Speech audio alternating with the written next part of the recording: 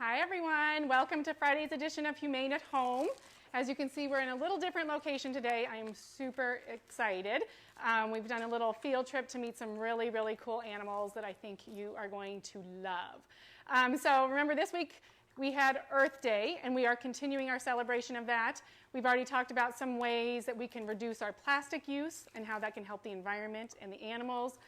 We talked about ways to coexist with our wild animal neighbors and to keep them safe and to keep us safe. And then today we're going to be talking about our food choices and how they really can play a big, big part in helping our environment and helping animals. So you might learn some surprising facts today about the impact of our food choices, and then you're going to meet some pretty cool animals that I hope might change your thinking as well. So you cannot talk about climate change without talking about animal agriculture. Animal agriculture is the way that we raise animals for food. It takes up the most land, it uses the most water, and it is the leading cause of climate change. So I have some really amazing facts to share with you that maybe will get you thinking.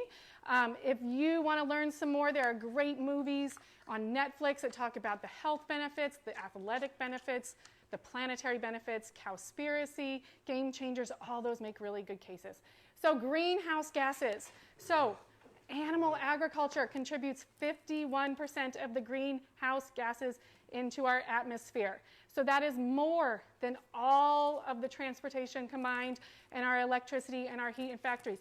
Animal agriculture, 50% is what happens when we are eating our animals because they're using up so much space. So it's really, really a big way that we can reduce that impact is just by making a different food choice when we sit down to eat. 91% of the Amazon rainforest destruction is because of animal agriculture. We are actually clearing an acre every minute in the rainforest to clear land for cattle so that they can graze. So when you sit down and you have a hamburger, you have global impacts. So we really need to start thinking beyond ourselves and what our choices are doing for the environment and how we can make a difference. So anytime that you can make an alternative choice is a really important thing because you can make a big difference. So when you think of the rainforest, it's the lungs of our planet. There are so many animal species who are living there and call that home. Look at all these animals. The Amazon rainforest is the only place where that cute white-cheeked spider monkey lives. So when we are clearing out those trees for that cattle to graze, we're clearing out homes where animals live. So it's not just our desire for meat is maybe hurting cattle and other farm animals, but it's also hurting wild animal species as well. So leading cause of species extinction is our desire to eat meat. So we really, really can make some choices that are easy. I'm going to give you some alternatives today that are so yummy, so accessible, it can make a huge difference. And this is also astounding. When we talk about our water use in the United States, 5% of it comes from us, from our showers, from using washing dishes, doing laundry. 55% of our water in the United States goes to animal agriculture.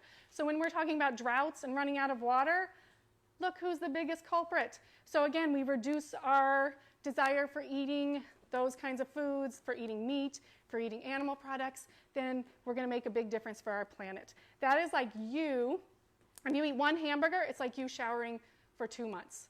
That's how much water it takes to make one hamburger. So I'm going to talk to you today about making some kinder choices for your belly, and they're going to also benefit the planet. They're going to benefit our animals. So I know you're here for the pigs, and I get it. So Miss Lauren, you can come back to me. Come back to me. There we go. I know we're in a new place today. We're learning. So not only is this Earth Week that we're celebrating, we are also celebrating Volunteer Week. And we have shouted out our Project Wildlife volunteers who are amazing. All of our volunteers who go to our campuses and help with laundry, walking dogs, petting cats, taking photos, all of those things. We love our volunteers. We have thousands of them who help San Diego Humane Society to function. So we're going to meet one of our volunteers today who is a foster. So shout out to all of our foster volunteers. They help take care of animals in their home, provide them with love, socialization, all those things that they need to become a great adoptable pet. Sometimes they're recovering from a medical issue or something, and that really, really helps them so that they can thrive once they're ready to be adopted. And we also have animal ambassador volunteers. And these volunteers are really cool because they take their own pet. We have dog ambassadors, cat ambassadors, tortoise ambassadors, and we have a pig ambassador who we're going to be meeting today. And these amazing volunteers bring their animals to our programs. We have reading programs where they get to read to them. We have rabbit ambassadors too. I can't forget about them. So all of these people bring their animals to events for us to use as comfort, greeters, kids to read to. We love them. So thank you, thank you, thank you to all of our volunteers.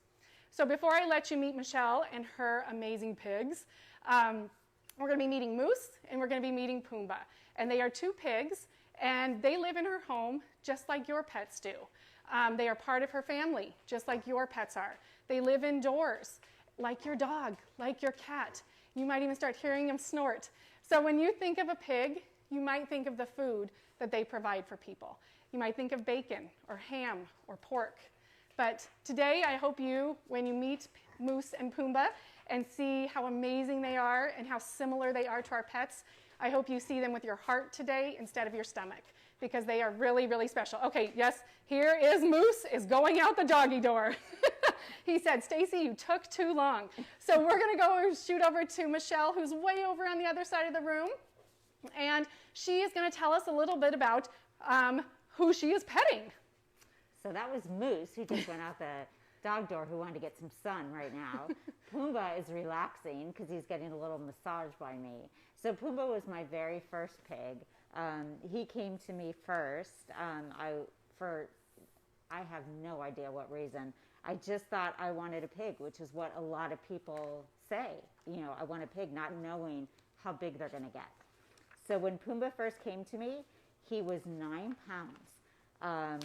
And I was one of the naive ones that thought he would maybe stay 9 pounds, 20 pounds.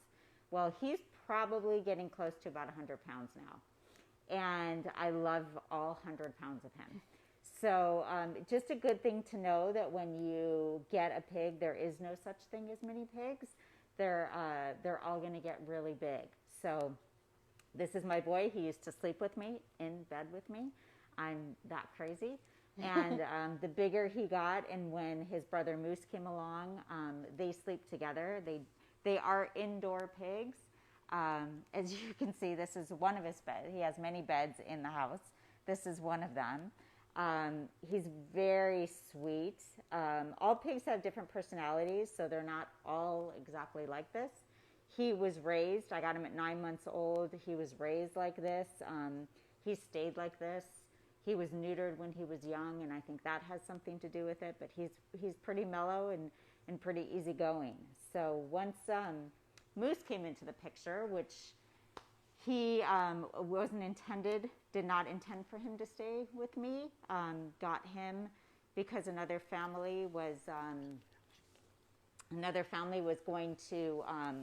Hey, let's go outside and see Moose. Another family was going to rehome him, and I wanted to help them. And Pumbaa fell in love with him, and now I have 2 pigs. So, and Michelle, I'm going to remember. So if you stand back, then our cameraman can get up close to see Pumbaa. So she's not getting close to you, Michelle. Oh, got so it. So she's social distancing from you as well. Let me move out of the way. There we go. And then you can show also, I love over here, their other beds. So you can give a nice, good tour of the whole indoor space. And here's some of the other beds that they sleep in. They like to sleep by heat. They like to sleep by fire. So Miss Lauren, so I think we're going to have Miss Lauren come outside, and we are going to see our first incredible piggy trick, which is Pumbaa using the doggy door. So they have free reign of the house. So when Michelle is at work, Pumbaa and Moose stay inside, and then when they need to go potty, they come out the doggy door, just like, we'll get over here out of your way. And then, Lauren, you can do the doggy door. So they go in and out of that doggy door just like your pet would. So when they need to go to the bathroom, there he is. And he's looking right up close at Lauren. I love it. So you can see, Lauren's probably showing you that wagging tail. Look at that. So just like our doggies, they wag their tails when they are happy. Look at them. He has free roam, just like our pets. It's pretty incredible. So he's coming out here wandering. This is their yard. You might also see they share the space with some chickens over here, some silky chickens who look like they're cowering from the pigs. But I think they're doing just fine. They actually get along really well with the pigs. The pigs are very gentle animals, get along with all the puppies that come into the house that I foster, get along really well with the chickens. We could do a little few tricks with Yes, these guys. definitely. So what I want to tell you about pigs, what I love, is they are so smart. So pigs actually rank 4th in intelligence of all the animals. They are behind dolphins, chimps, and elephants, which is really, really incredible. So when you think about, oh, my dog is different than a pig, well, they are different, but pigs are even smarter. They have the intelligence of a 3-year-old child. So think of what a 3-year-old can do. And oh my goodness. So I think we have a question before you start the tricks, Miss Michelle.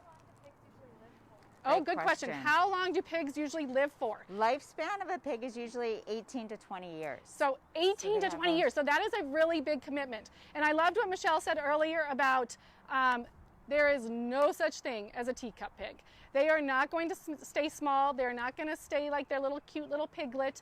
They are going to get big.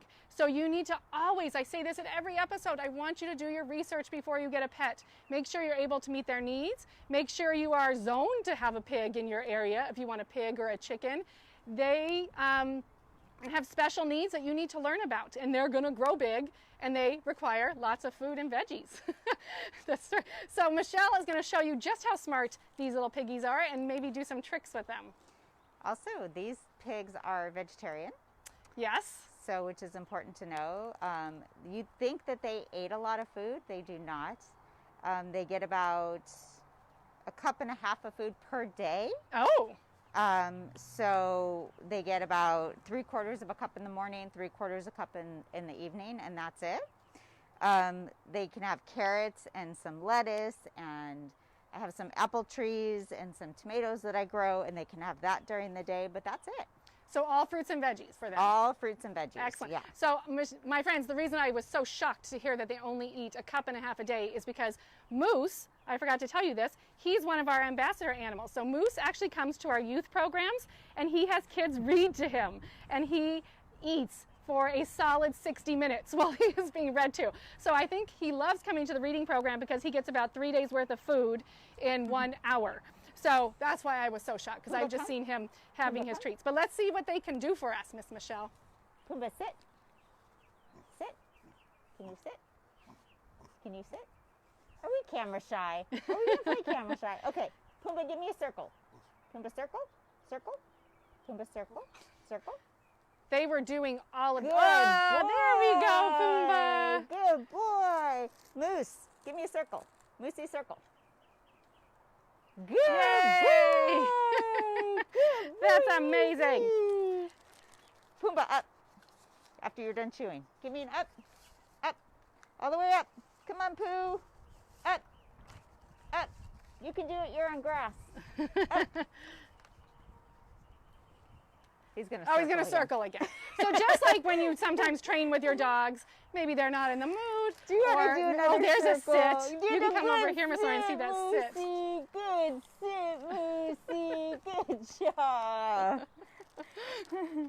Okay, Pumbaa, you want to give me a sit? He's watching. He's going to circle again. You want to give me a sit? Sit. Pumbaa, sit. Earlier they doing a Oh, little you're gonna do up. an up. So he's doing a little jump. Oh, Yeah, good. Yay! One more. Yay! Oh my gosh. Good job. That is a lot of work when you have that big belly to lift up. Oh, you be nice.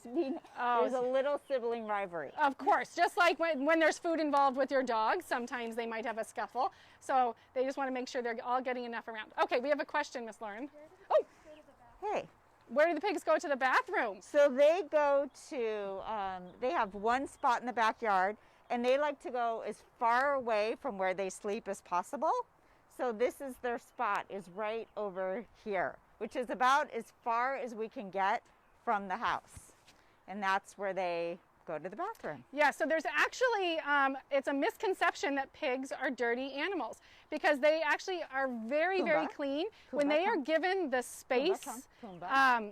they will choose an area to go potty that is far away from where they sleep. It's far away from where they eat. So when we talk about farm animals who might not have all that space, that can be really frustrating for them because they want to have those different areas and they're not having to sleep where they have to go potty. Oh my gosh, Pumbaa really wants to show off that circle, doesn't he?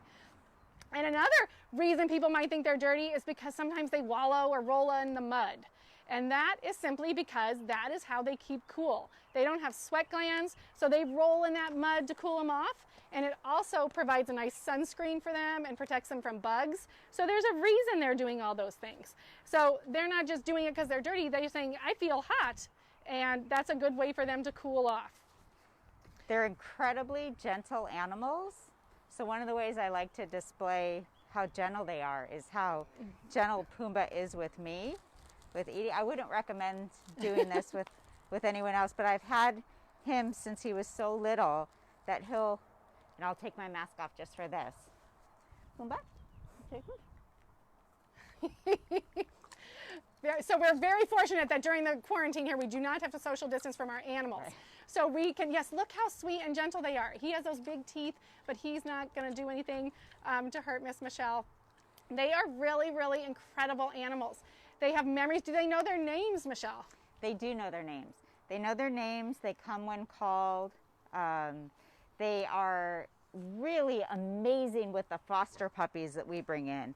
We find that they act as surrogate moms to the little puppies that don't have moms. They are warm bodies, and they let the puppies kind of come up against them and almost look for milk on them and just let them kind of act as a nurturing parent to them. They snuggle in. Yes, Michelle has sent me pictures of the two pigs sleeping with a foster puppy in the middle, and it doesn't get cuter than that.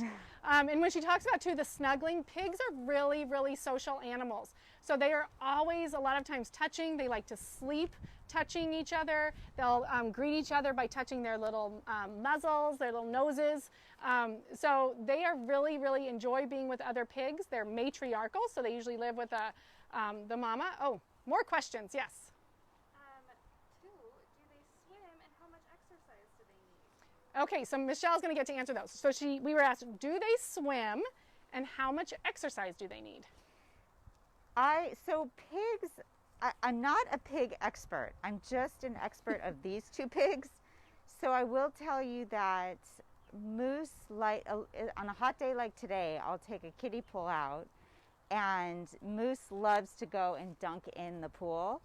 But they're also, because they're prey animals, a lot of times when their hoofs touch water, they'll go to the bathroom to hide the scent of their poop so that other animals won't come and attack them. So they don't do a lot of swimming here. And exercise-wise, I used to take Pumbaa for walks on a daily basis when I could control him a little bit more. But he's gotten so big now that we don't do the walking as much because I want to make sure that I have control of him. But he does a lot around here, and at night, if he wants to get some exercise out, he'll run around the yard a few times. So he does the zoomies just like our dogs do? He does do the zoomies. He does. Oh my goodness. And they love laying in the sun and sunning. So this happens a lot during the day.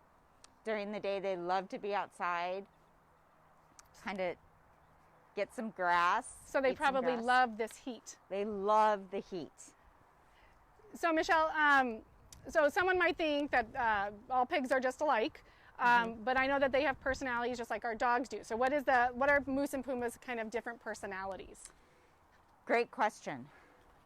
So Pumbaa is a little bit more of a troublemaker. He's the one who will get into the cabinets inside. So I have child locks on all the cabinets inside. So he's the one who will open the cabinet and then call Moose over, and then together they attack the cabinets. Moose is never the one who gets in first. It's always Pumbaa. Moose is the one who travels better, which is why he's the ambassador for the Humane Society. He does much better in the car. Pumbaa's a little bit more nervous in the car. So Moose does better with that. And in general, Moose is a little bit more relaxed than Pumbaa. So as far as personalities go, and there's no way to know that when they're piglets. You kind of don't know what you're getting.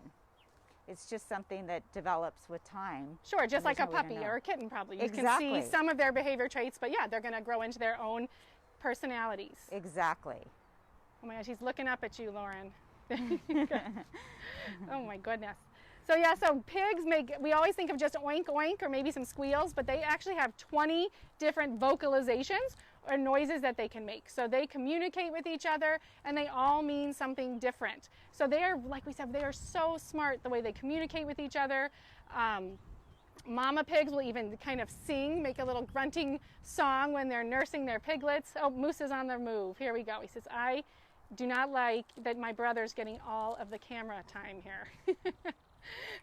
So yes, you can see they are very treat motivated. When I was setting this up with Michelle, I said, oh my gosh, well, will we be able to get them to walk out the doggy door? And she said, I will have food and that's all I will need. So oh, look at that cute little chicken trotting away. And does anyone have any questions about chickens? Do you want to tell a little bit about the chickens too? These are silky chickens. They're very friendly. They're one of the most friendly chickens that you can have. They'll come to you. They're very good with being held, very sweet. They don't produce as many eggs as other chickens, but they're known to be more nurturing than other chickens. So they'd make a good pet. They make great pets. They have actually also been to our reading program. It's called Paws and Paperbacks. So when we get to have programs on site again, kids 11 years and younger can come visit and maybe get a chance to read to Moose or read to oh, who's going to get that first? We threw a carrot and the chicken lost. There we go. So you could get a chance to come read to these cuties as well. So when you think about pigs, I'm hoping that maybe this has inspired you to make some kinder food choices or think about the animal that might be the animal before they become your meal. So they are amazing. Look at those big bellies. So Moose is sauntering over there. Do you work on doing tricks with them very often, Michelle, or they're just... I used to when they were younger, and I don't as much now. I should, but I just don't as much as I used to. And I see that soccer ball. Do they like to play? This is more for the dog. No, that's the dog one. But they do, there are tools for pigs. You can do balls that you put treats in and they push around, and when the treats fall out, Yes. they get them. They love those. Yes. And rooting rugs, if you put Cheerios in rooting rugs and they can go in there and spend time to try to get the Cheerios, they love that. Nice. So we have actually talked about snuffle mats, like what she's talking about, those rooting rugs, where you put all those felt pieces and tie them onto a mat, and then they have to dig for the treats. So that's really good because we remember how smart they are. That'll work their brain. That'll keep them busy. I love those tails that just keep going and going and going. So yeah, so we are going to talk about our art contest too. Do we have any more tricks, any more things, any questions, Miss Lauren? The only other question is, why do we usually see pigs displayed with curly tails, but these pigs just have regular tails? Oh. That's a really good question. So the tail, when you see the length of the tail, that tells you how old the pig is. So the longer the tail of the pig, the older the pig is. So Pumbaa is the older pig. He's going to be 4 in October, and Moose just turned 3 in April. So they're actually still growing. Pigs can grow up until 5 years of age. So even though they look big, they can actually, most of their growing is done, but they can grow more. So if you see a shorter tail, and it might be that it curls more, that's a younger pig. And the also I'm longer- going to add in too, so like a lot of times we see those curly tails. Those are a lot of times with pigs who are raised for food because farmers, what will happen because the pigs are maybe living in really confined spaces is if they're getting frustrated because they aren't getting exercise or getting out, they might start doing destructive behavior like maybe chewing on each other's tails. So, oh my gosh, he says, I don't want to share that food. So actually, so in animal agriculture, they'll actually dock the tails, and then as evolution, they've become curly and shorter so that the other pigs don't bite on them. So this is what a natural pigtail should look like on a happy, healthy pig. And you can see, just like our dogs, they communicate with that tail. That is moving, that's sharing their mood, and giving us a little insight into how they're feeling, which I love. And you can see the belly, oh my gosh, maybe he'll fall over for the belly rub. And you can see the hair that goes up. That means he's enjoying it. So it's kind of goosebumps on him, which makes his hair go up. And that means he likes that kind of rub. He says, that feels good, Mom. Yeah, because their skin is so tough, they like a stronger scratch. And that's why you see them rubbing up against things. Oh, he's gonna play with the ball a little bit. So yeah, so if you've never touched a pig or pet a pig, their hair is very coarse and thick. So it's really, really thick, kind of strong hair. I don't know if that's hair. It's probably not the right word. But looking good and sitting over here with our silky chickens. Very different than when you touch a silky chicken, which is really, really soft. Okay, well, Miss Lauren is pointing the camera at those cute pigs. I'm going to tell you about some things that we have going on. I'm blowing things all over. So remember, we still have our art contest going on. So if you are so inclined, we have our art contest till May 8th. We've gotten some really, really great submissions. We don't have any farm animals, so maybe today has inspired you to draw a picture of Moose or Pumbaa for us. So Miss Lauren, here are some of the samples that we have gotten in so far. So this I love, reminder for our volunteer theme. Volunteers are the cat's pajamas. There's a cat in pajamas, I love it. Here's one, how to stay happy or stay safe and healthy. Finn, I love it. Oops, we have a lot of wind out here. I'm used to being in the classroom. Look at this beauty. So we are getting so many great submissions from people. I love it. This one's a cute one. So any age, even adults can enter this contest. Sorry, I'm having to deal with wind over here. So any age from young to 18 plus. This one's really cool. They just did it with construction paper. So you can do any medium that you want to submit your artwork. And then here we go, one that was painted on a canvas of two little guinea pigs. I love it, I love it. So when we talk today about keeping our planet safe and helping out for Earth Week, making kinder food choices. That means choosing plant-based options. It's better for the animals, it's better for our planet, and it is better for your health. It's better for everything. So if you can just make some choices that maybe dinner time or lunch, you can do a little, choose a kind option. That is really, really a powerful thing that you are doing to make a difference. So I just want to tell you, because there's a learning curve. You say, well, what do I eat instead of that pork chop? Or what do I eat instead of a hamburger? Oh my goodness, there are so many amazing alternatives right now. So there's meat alternatives. We even have Impossible Burgers at Burger King. You can go get all these yummy chicken nuggets, hamburgers, all these different kinds of milk. You don't have to use dairy milk. We are not baby cows. Save it for them. So this is all those things. We have almond, cashew, oat, flax, soy, cashew. I can't think of, there's so many. Oh my gosh, cheese. This is why a lot of people say, oh gosh, cheese is so hard. I love cheese so much. We are really getting some amazing cheese options. Yogurt, salad dressing, sour cream, cream cheese. It's out there. There's yummy alternatives. And my friends, I would never survive without ice cream. So don't you worry. So many delicious flavors of ice cream out there with lots of kind, animal-free choices for you. And then look at this. You can eat at all of these restaurants. I think we probably have added a few since this. So Burger King is on there. Carl's Jr. has the Beyond Burger. Kentucky Fried Chicken is maybe doing some chicken nuggets. So all of these places you can go and make a kind choice when you go to eat. And so I'm hoping that by meeting Moose and by meeting Pumbaa, do you want to get the blanket, Miss Michelle? By meeting Moose and Pumbaa, you have been inspired to maybe let your heart talk at mealtime instead of your stomach, because they are really pretty great. And today, my friends, is National Pig in a Blanket Day. So we are going to show you the San Diego Humane Society approved way to have pig in a blanket. This is the best way right there. That is a pig in a blanket that I want right there. Pumbaa says, I don't need that. So My friends, thank you for joining us today. Thank you for celebrating Earth Week and Volunteer Week with us. And thank you for thinking about the animals and making kind choices when you go out to dinner. Oh, and I forgot to show you our little Moose card. So Moose has his own trading card. How great is that? So Moose, our canine ambassador, he is a potbelly pig, and his favorites are fruits and veggies. And look, his favorite activity, eating. That's why I think I love pigs so much. So thank you everybody for joining us. On Monday, we have a really special episode. We are going to be touring our kitten nursery. We have been people asking for it, and I'm so excited to show you in there. We have kittens as young as days old. It's adorable. I think it's the cutest place on the planet. So I think you should join us, and you'll get to see some really other cute animals that we have.